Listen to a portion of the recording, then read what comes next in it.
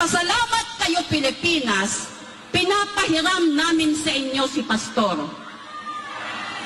Kasi kung kami lang, ayaw namin sumabak sa politika. We know what politics is.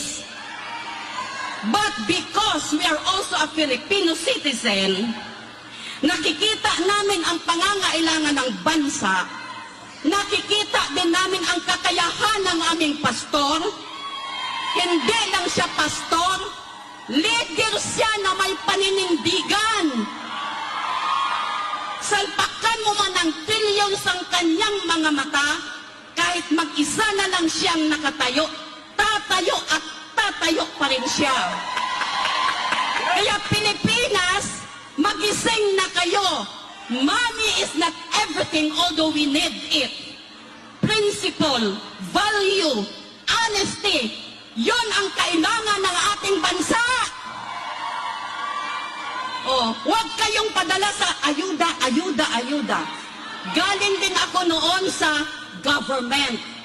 Tinuruan kami ng mga leader namin, i-train ang mga taga-barangay, i-train ang mga nangangailangan, i-train sila to stand so that their life will become sustainable. Meron pa yung kasabihan, gusto mo mabuhay ang isang tao, huwag mong bigyan ng isda.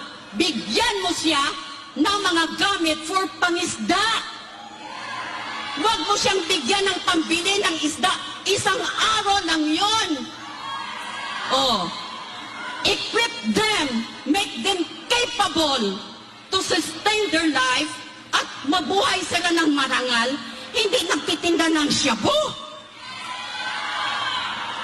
Amen? E kung lahat tayo shabu dealer at shabu, ano mangyayari sa bansa?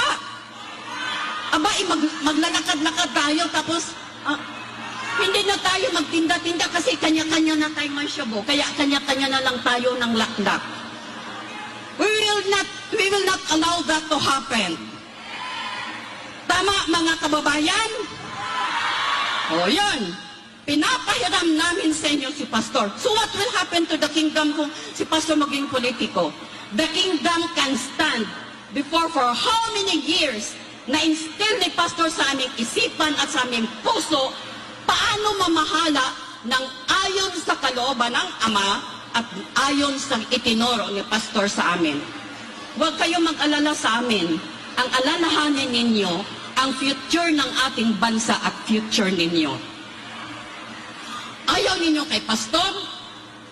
Nako, you did not give our country, the Philippines, that chance to have a good leader.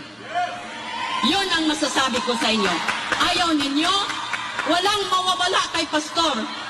Babalik at babalik sa amin at ami pang palalaguin ang kingdom.